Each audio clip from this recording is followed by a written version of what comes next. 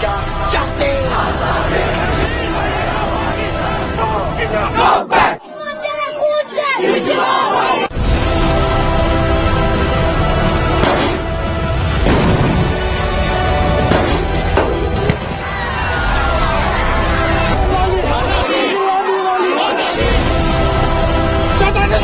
Go back right now. You're not your fighter. Okay, we are going right now. Really, I'm telling you again, this is not the way.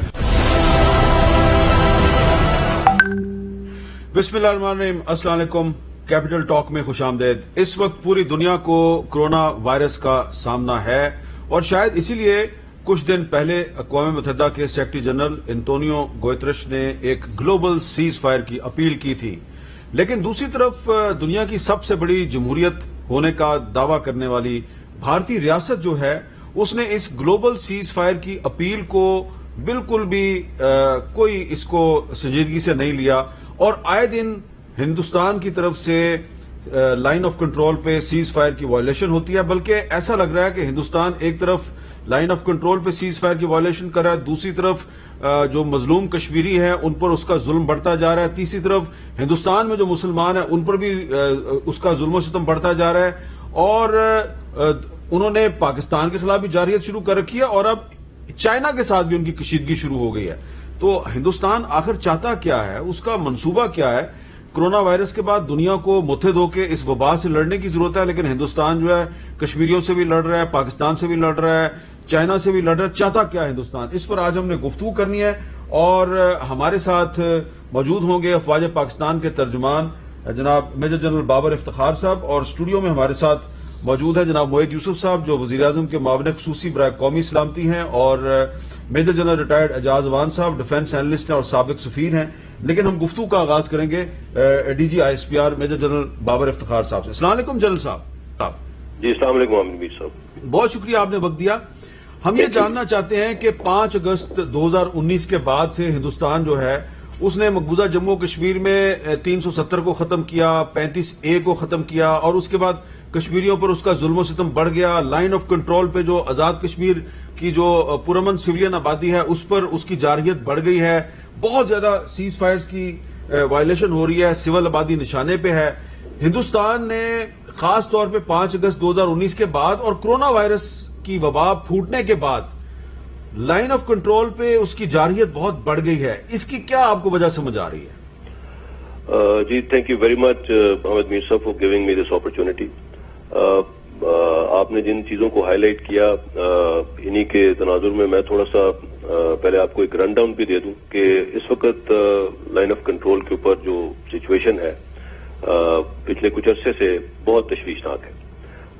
इस साल में सिर्फ अगर हम देखें तो 1229 मरतबा तो सिर्फ सीज फायर वायलेशन हुई हैं, 7 सिविलियंस वहां पे शहीद हो चुके हैं, 90 से ज्यादा सिविलियन जख्मी हुए हैं। कई मरतबा भारत के क्वाडकॉप्टर्स ने हमारी हदूद की खिलाफ वर्जी भी की है और हाल ही में हमने उनके कुछ क्वाडकॉप्टर्स मार गिराए भी हैं जिनको मीडिया में भी कवर किया गया। इन तमाम चीजों के बावजूद भारतीय सीनियर मिलिट्री क़यादत बार बार मुख्तलिफ एलिजेड लॉन्च पैड से दरअंदाजी की बात करती है, जो मेरे ख्याल में उनकी अपनी फौज की पेशावराना सलाहियत पर भी एक सवालिया निशान छोड़ते हैं कि इतनी well guarded line of control, इतने बेहतरीन काउंटर इन्फिल्ट्रेशन मेजर्स के बावजूद कैसे कोई वहां पे इन्फिल्ट्रेट कर रहा है one of the most militarised zones in the world. अभी जो हालिया दिनों में इन्होंने आर्टिलरी अपनी डिप्लॉय की वो भी सिविल आबादी में डिप्लॉय की ताकि अगर कोई काउंटर बम्बार्डमेंट हो तो वो भी सिविलियंस को टारगेट किया जाए जो कश्मीरी सिविलियंस मकबूजा कश्मीर में रह रहे हैं।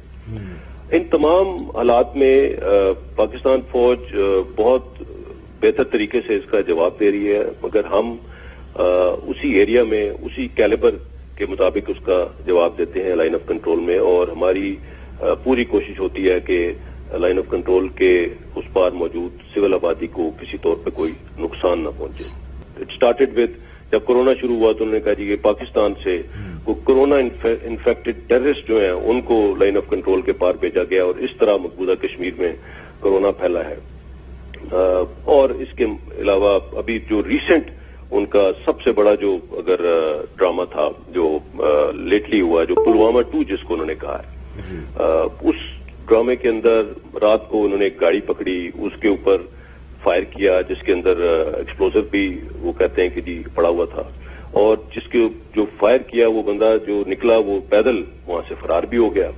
ساری رات وہ گاڑی بھی وہاں پہ رکھی گئی اور اگلے دن ڈے لائٹ میں پورے میڈیا کوریج کے سامنے اس کو ایک آبادی کے اندر ہی اس گاڑی کو تباہ کیا گیا تاکہ کسی قسم کا ایویڈنس نہ مل سکے. سو یہ ساری جو کارروائی اس وقت چل رہی ہے، دس از اسٹیج بینگ سیٹ، ایک اسٹیج سیٹ کی جا رہی ہے جس کے اوپر ہمارے وزیر اعظم صاحب بہت دفعہ کہہ چکے ہیں، چیف آف آرمی اسٹاف اس چیز کا اظہار کر چکے ہیں کہ ایک فالس فلیگ آپریشن پلان کیا جا رہا ہے انڈیا میں. اور یہ جو پلوامہ 2 انہوں نے کیا، اس سے چند دن پہلے پرائم منسٹر کی اسٹیٹمنٹ آئی کہ ایک فالس فلیگ آپریشن کی پلاننگ ہو رہی ہے، اور جب وہ اسٹیٹمنٹ آئی تو موسٹ پروبلی انہوں نے وہی جو پلان کر رہے تھے اس کو گاڑی کو انہوں نے سامنے لا کے اور پھاڑ دیا.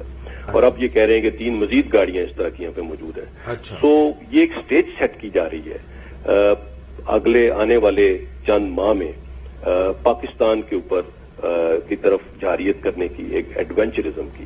اور جس طرح آپ نے اس سوال کے دوران آپ نے کچھ چیزوں کا ذکر کیا، اس کا مقصد اگر مطلب میں اگر صحیح سمجھاؤں جو آپ جاننا چاہ رہے ہیں کہ مقصد کیا ہے، کیوں یہ کر رہے ہیں؟ ہاں جی، کیوں کرنا چاہ رہے ہیں؟ اس کا مقصد یہ ہے کہ لیٹلی ہندوستان کو کئی فرنٹس پہ ہزیمت کا سامنا ہوا ہے، بہت شرمندگی ہوئی ہے.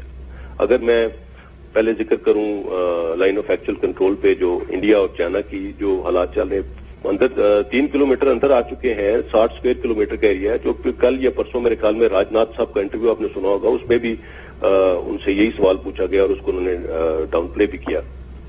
سو وہاں پہ سخت شرمندگی کا سامنا ہے، اس کو یہ کسی نہ کسی طرح ڈاؤن پلے کرنے کی کوشش کر رہے ہیں.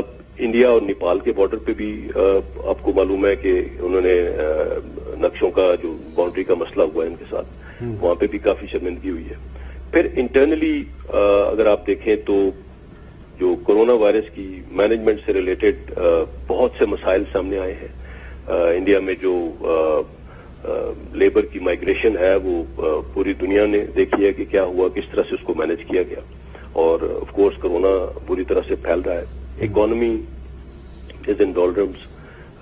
پھر مقبوضہ کشمیر کے اندر جو انہوں نے اقدامات کیے 5 اگست کے بعد، وہ تمام اقدامات بیک فائر کر گئے ہیں. اور اس کے اندر جو کچھ کشمیریوں کے ساتھ اس وقت ہو رہا ہے پوری دنیا اس کو دیکھ رہی ہے.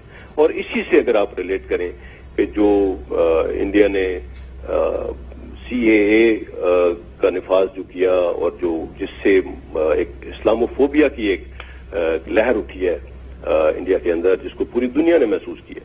یونائٹڈ نیشنز لے لیں، یورپین یونین لے لیں، آپ یونائٹڈ اسٹیٹس لے لیں، دنیا کے ہر فورم پہ تمام ہیومن رائٹس آرگنائزیشنز لے لیں، سب نے انڈیا کو اس چیز کے اوپر سوال کیا ہے کہ یہ ہیومن رائٹس وائلیشنز ہیں اور میسو قسم کی ایک امبیرسمنٹ چل رہی ہے، میسو قسم کی فیلور ہے ہر لیول پہ. سو ان تمام چیزوں سے جو کرنٹ لیڈرشپ ہے انڈیا کی، ان کا یہ خیال ہے کہ ان تمام چیزوں سے توجہ اٹھانے کا سب سے بہترین ذریعہ ان کے لیے یہ ہے کہ پاکستان کے ساتھ کوئی ایک پاکستان کی طرف ایک ایڈونچرزم کیا جائے. پاکستان کے ساتھ لائن آف کنٹرول کے اوپر آلریڈی انہوں نے ٹیمپریچر فیس کیا ہوا ہے.